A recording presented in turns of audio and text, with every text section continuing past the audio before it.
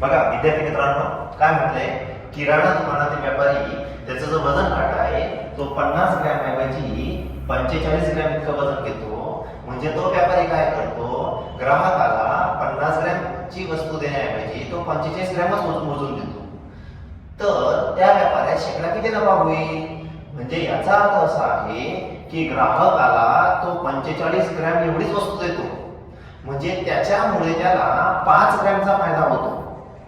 मग आपल्याला असं म्हटलंय की त्याला शेकडा किती नफा होईल? शेकडा म्हणजे प्रति 100ला.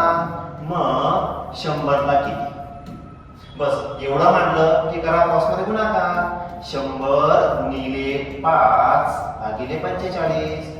5 1 5 5 9 45. आता उरलाय 100 भागिले 9. अशा प्रश्नांची उत्तरं आपल्याला द्यायची आहेत पूर्णांक युक्त अपूर्णांकात.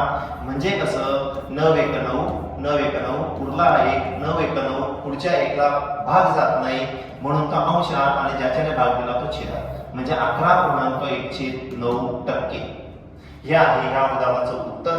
एक मी सोडवलं, एक तुम्ही सोडवा. उदाहरण महत्वाचं आहे, मी तेच देणार जे परीक्षेला येणार. धन्यवाद.